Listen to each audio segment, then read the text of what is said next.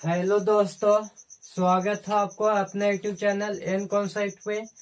तो आइए दोस्त, आज हम लोग रीजनिंग का एक नया टॉपिक चालू करने वाले हैं। बहुत भी टॉपिक है इनक्वालिटी।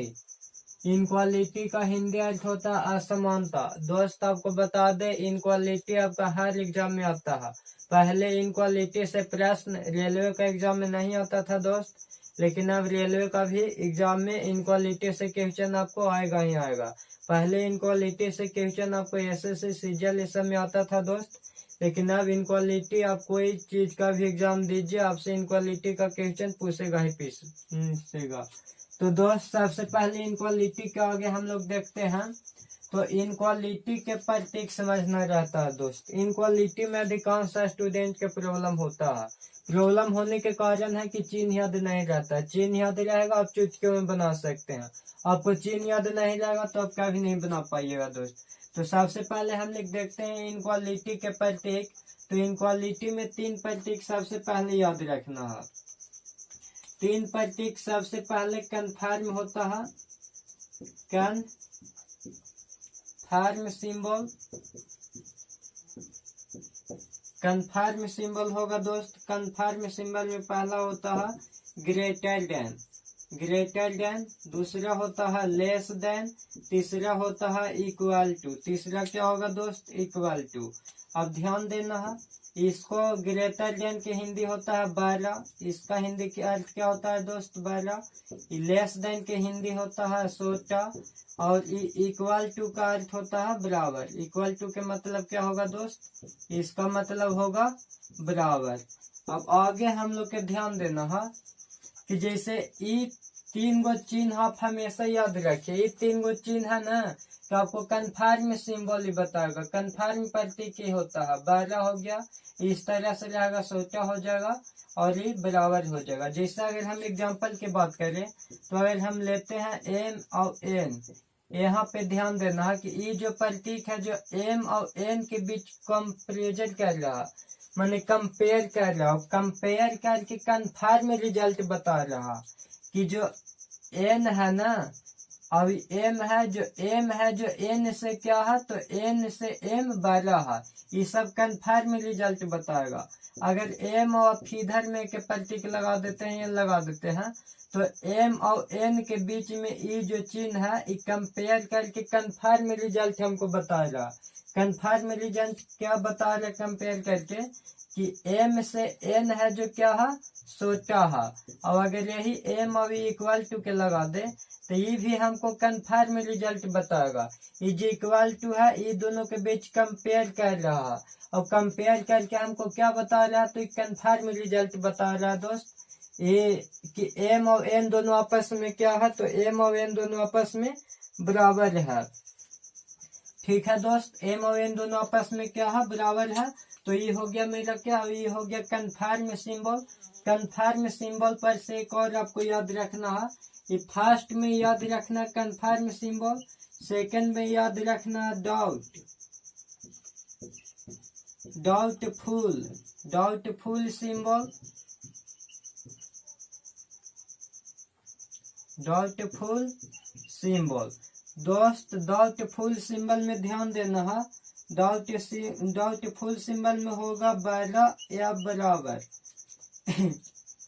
12 या बराबर पहला होगा दोस्त। दूसरा होगा छोटा या बराबर, छोटा या बराबर।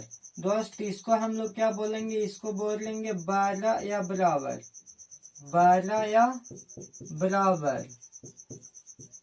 और इसको हम लोग क्या बोलेंगे दोस्त, इसको बोलेंगे छोटा या बराबर, छोटा या बराबर, छोटा या बराबर। इसको बोलेंगे 12 या बराबर। जैसे ये दोनों डाउटफुल, हमेशा आपको डाउट ही रहेगा, कन्फर्म रिजल्ट नहीं बताएगा। जैसे ये दोनों का अगर हम एग्जांपल देख लें तो एम और इस तरह से लगा दे एन, तो ये कभी भी कन्फर्म रिजल्ट नहीं बताएगा, डाउटफुल रहेगा। जैसे इसका अर्थ क्या होता है कि 12 या बराबर होता है। अब जैसे एम और एन है, तो यहाँ पर अर्थ ही बता रहा कि एम है जो एन से या तो 12 होगा या फिर क्या होगा, बराबर होगा। तो आप कह न सकते हैं कि 12 है कि बराबर है। यहाँ हमेशा आपको डाउट में ही रखेगा कि m है जो n से 12 है या बराबर है, यही अर्थ इसका निकलता है दोस्त। अब इसके बाद हम लोग आते हैं, डाउटफुल हो गया, कंफर्म हो गया। एक और प्रतीक याद रखना हम लोग का, निगेटिव टू पॉजिटिव। तीसरा क्या होता है दोस्त? Negative to positive, negative to positive symbol. Negative to positive symbol में हमको ध्यान रखना है दोस्त, जिसे इसमें सबसे पहले देगा कि 12 नहीं है, 12 नहीं है, 12 नहीं है। दूसरा में आपको देगा दोस्त कि 16 नहीं है, 16 नहीं है, 16 नहीं है। तीसरा में देगा दोस्त न 12 न 16, न तो 12 और न ही 16, न 16। चौथा में आपको देगा दोस्त न 12 न बराबर, न 12 न बराबर, न 12 न बराबर।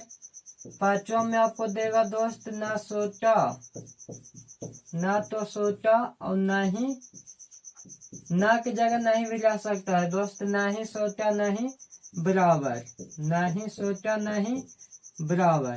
तो आइए इसका हम लोग देखते हैं। 12 नहीं है दोस्त, 12 के चिन्ह किस तरह से होगा? इस तरह से होगा दोस्त। और बोलता है कि 12 नहीं है, तो 12 नहीं है, नहीं जहाँ लग रहा है वहाँ काट देना है। अब समझना यहाँ दोस्त, बोला कि 12 नहीं है।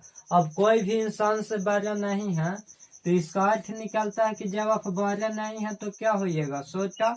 या तो आप जब 12 नहीं है, मान लेते हैं कि हम कोई इंसान से 12 नहीं है, तो 12 नहीं है तो 16 हो सकते हैं, या तो फिर उसके बराबर हो सकते हैं, 16 या बराबर ये हो जाएगा। दूसरा में है दोस्त कि 16 नहीं है, तो 16 नहीं है तो 16 के सिंबल इस तरह से होता है, और नहीं बोल रहा तो इसको क्या करना है? काट देना है। तो इसका अर्थ हो जाता है कि 16 नहीं है। तो आप किसी से जब 16 नहीं है तो आप उससे 12 हो सकते हैं या फिर उसके बराबर हो सकते हैं। अगर आप कोई इंसान से 16 नहीं है, तो आप जब स्मॉल में नहीं है, उससे 16 में नहीं है, तो उससे बिग हो सकते हैं या उसके सेम हो सकते हैं और बराबर हो सकते हैं। तीसरा में है न 12 न 16। तीसरा में ध्यान देना है दोस्त, नहीं तो आप 12 हैं। 12 के सिंबल किस तरह से होगा दोस्त? इस तरह से। तो ना 12 तक काट देना है, और ना 16 के सिंबल होगा इस तरह से, ना 16। अब कोई इंसान से आप नहीं तो 12 है और ना ही 16 है, तो क्या हो जाएंगे? बराबर हो जाएंगे। अब कोई इंसान से हम ना तो 12 है और ना 16 है, तो क्या हो जाएंगे? बराबर हो जाएंगे। इसी तरह है ना 12 और ना बराबर। ना तो आप किसी से 12 है, तो 12 के सिंबल किस तरह से होगा? इस तरह से। तो ना 12 तो इसको काट देना है, और ना बराबर। अब कोई भी इंसान से नहीं तो बराबर है और ना तो 12 है और ना बराबर है, तो आप क्या होइएगा? जब भी होइएगा तो आप 16 होइएगा। और ना 16 और ना ही बराबर। अब कोई भी इंसान से नहीं तो आप 16 हैं, ना ही 16 के मतलब इसको काट देना है, और ना ही बराबर का अर्थ ही देना है। इसका अर्थ होता है नहीं बराबर। ना तो कोई इंसान से आप 16 है और ना ही कोई इंसान से आप बराबर है, तो आप क्या होइएगा? 12 हो जाइएगा। दोस्त इसको पॉइंट और एक बार समझना है। अब जैसे आप कोई इंसान के बीच में कंपेयर कर रहे हैं कि 12 नहीं है, निगेटिव टू पॉजिटिव में, तो आप कोई इंसान से 12 नहीं है, तो 12 नहीं है, 12 के सिंबल इस तरह से होगा, उसको काट देंगे तो नहीं का बोध करेगा।